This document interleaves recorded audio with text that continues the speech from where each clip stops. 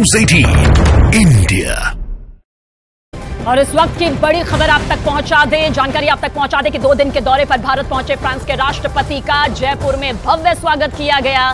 प्रधानमंत्री नरेंद्र मोदी के साथ इमैनुअल मैक्रों ने खुली गाड़ी में रोड शो किया। प्रेसिडेंट इमैनुअल मैक्रों दरअसल गणतंत्र दिवस के मुख्य अतिथि हैं, जिसकी कल शानदार, दमदार और भव्य तस्वीर नजर आएगी। और देखिए, चाय की चुस्की के साथ आपको इस वक्त 2 दिग्गज नजर भी आ रहे होंगे। राष्ट्रपति इमैनुअल मैक्रों के 2 दिनों के दौरे में कई ऐसी बातें होनी हैं जो दोनों देशों के लिए, यानी कि भारत और फ्रांस के लिए बेहद जरूरी है। फ्रांस यूरोप में भारत के अच्छे दोस्तों में से एक है, और जब खुद इमैनुअल मैक्रों भारत में है तो दोनों देशों के बीच कुछ यादगार होना तो जाहिर सी बात है यहां पर बनता ही है। तो भारत और फ्रांस, देखिए, जिस तरह से कई मुद्दों पर एक दूसरे का साथ देते आए हैं, ये दोस्ती मजबूत होती नजर आती है। चाहे राजनीतिक हो, चाहे आर्थिक तौर पर हो, फ्रांस के साथ हमारा रिश्ता वक्त के साथ गहरा होता गया है। और इस रिश्ते को एक कदम आगे ये आने वाले 2 दिन बढ़ाते हुए साफ साफ दिखाई भी देते हैं।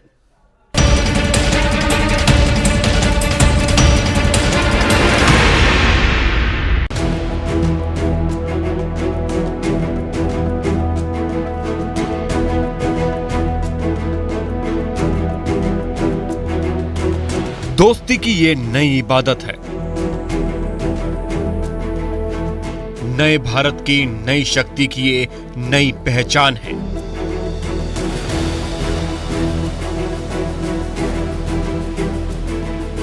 फ्रांस और भारत के बीच फ्रेंडशिप की ये सबसे ताजा तस्वीर है।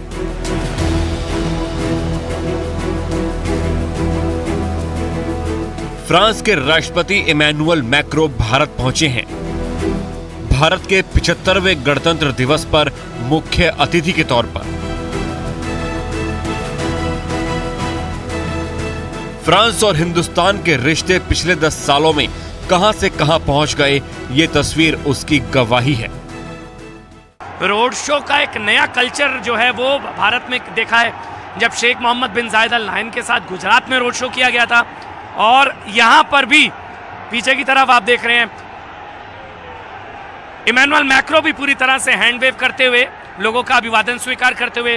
प्रधानमंत्री नरेंद्र मोदी भी वहां पर, क्योंकि प्रधानमंत्री नरेंद्र मोदी भी पिछले साल जुलाई में बेस्टल डे, जो कि नेशनल डे होता है वहां पर फ्रांस का, वहां पर गए थे, विशेष मेहमान थे। और अब उसी को रेसिप्रिकेट करते हुए 26 जनवरी यानी कि कल विशेष मेहमान फ्रांस के राष्ट्रपति इमैनुअल मैक्रों।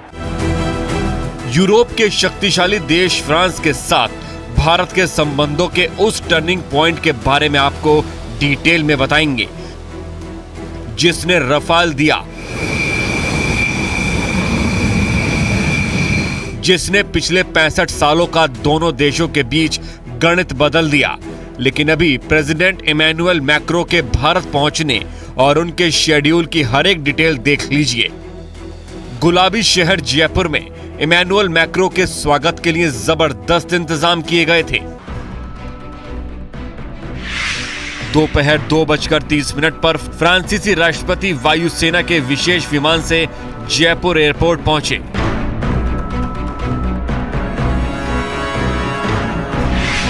दोपहर 3:15 पर आमेर के किले पर पहुंचे।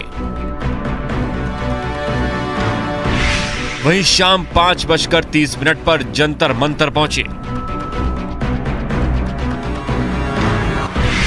और शाम 6 बजे प्रधानमंत्री नरेंद्र मोदी के साथ रोड शो किया।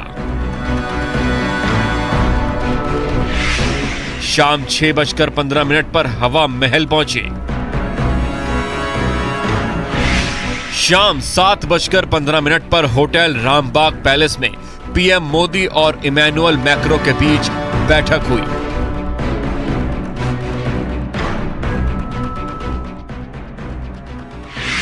और रात 8:50 पर राष्ट्रपति इमैनुअल मैक्रों दिल्ली के लिए विशेष विमान से रवाना हो गए। 2024 राष्ट्रपति इमैनुअल मैक्रों फ्रांस। 2023 राष्ट्रपति अब्देल फतह अल सीसी मिस्र। 2020 राष्ट्रपति जेयर बेल्सोनारो ब्राजील।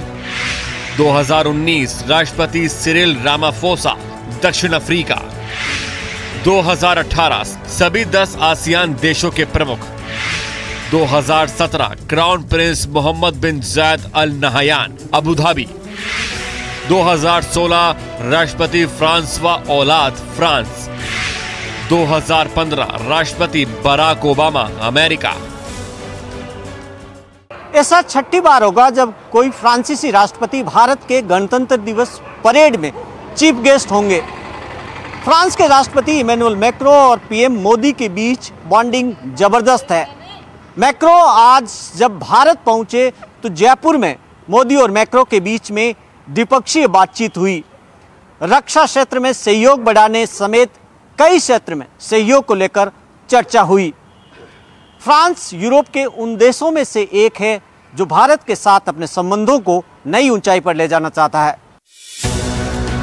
नरेंद्र मोदी के सरकार में आने के बाद भारत की कूटनीति ने कई मील के पत्थर गाड़े हैं। भारत की सॉफ्ट नेशन वाली इमेज अब पूरी तरह बदल चुकी है। लिहाजा इमैनुअल मैक्रो के भारत दौरे से कई तरह की उम्मीदें लगाई जा रही हैं, जिसमें से एक है रक्षा समझौता, लेकिन इसकी डिटेल आपको आगे दिखाएंगे। अभी भारत और फ्रांस के बीच दोस्ती के नए चैप्टर की शुरुआत से लेकर अब तक भारत और फ्रांस के बीच दोस्ती की शुरुआत उस वक्त से मानी जाती है जब 1998 में भारत ने पोखरण में परमाणु परीक्षण किया था।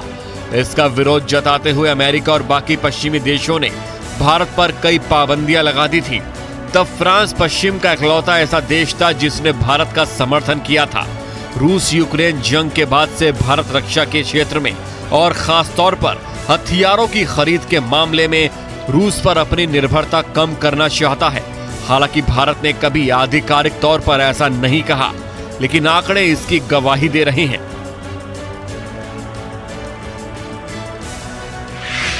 SIPRI के मुताबिक भारत दुनिया का सबसे बड़ा हथियार खरीदार है।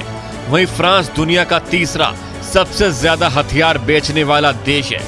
2018 से 2022 के बीच भारत ने 30% हथियार फ्रांस से ही खरीदे। भारत और फ्रांस के बीच सालाना करीब 97,000 करोड़ रुपए का व्यापार है। फ्रांस के लिए भारत एक बड़ा मार्केट है। भारत और फ्रांस एक दूसरे से किसी एक मुद्दे पर सहयोग नहीं चाहते। दोनों के बीच सालों से दुनिया के अलग अलग मुद्दों को लेकर अच्छी साझेदारी रही है। फ्रांस ने पश्चिमी देशों का अमेरिका के दबाव में कभी भी भारत के खिलाफ किसी मुद्दे पर एक्शन नहीं लिया, न ही विरोध किया। फ्रांस भारत की दोस्ती की मजबूती का सबसे बड़ा आधार भी यही है। लिहाजा ये समझना बहुत जरूरी है कि दोनों देशों के बीच ऐसी कौन सी सीमेंट है जो जोड़कर रखती है। भारत के लिहाज से इसे समझने की कोशिश करते हैं। पहला मुद्दा, यूनाइटेड नेशन सिक्योरिटी काउंसिल में भारत स्थायी सदस्यता की मांग करता है। इसे लेकर फ्रांस ने भारत पक्ष लिया है। यूएन में फ्रांस 5 स्थायी सदस्य देशों में से एक है और चीन की चालों को फ्रांस जवाब देने की स्थिति में है। दूसरा मुद्दा, भारत और फ्रांस दोनों देश मल्टीपोलर यानी बहुध्रुवीय दुनिया के समर्थक हैं, यानी किसी एक देश की दादागिरी के खिलाफ। यही वजह है कि नेटो का मेंबर होने के बावजूद फ्रांस ने चीन पर अमेरिका के इशारों पर चलने से मना कर दिया। यही नहीं, फ्रांस से भारत ने 36 रफाल फाइटर जेट्स लिए हैं। मैक्रो के दौरे के बाद भारत के मझगांव डॉकयार्ड लिमिटेड यानी MDL को फ्रांस के सहयोग से 3 और स्कॉर्पियन क्लास अटैक सबमरीन बनाने का मौका मिल सकता है। पश्चिमी देशों के उलट फ्रांस ने भारत को न्यूक्लियर प्लांट सेटअप करने में मदद की है। आपको ये जानकर हैरानी होगी कि रूस के बाद फ्रांस इकलौता ऐसा देश है जिसने भारत की न्यूक्लियर कैपेबिलिटी को बढ़ाने में मदद की है। इस प्लांट को लेकर दोनों देशों के बीच बातचीत अभी जारी है। महाराष्ट्र के जैतपुर में लगा परमाणु प्लांट फ्रांस की मदद से ही मुमकिन हो पाया।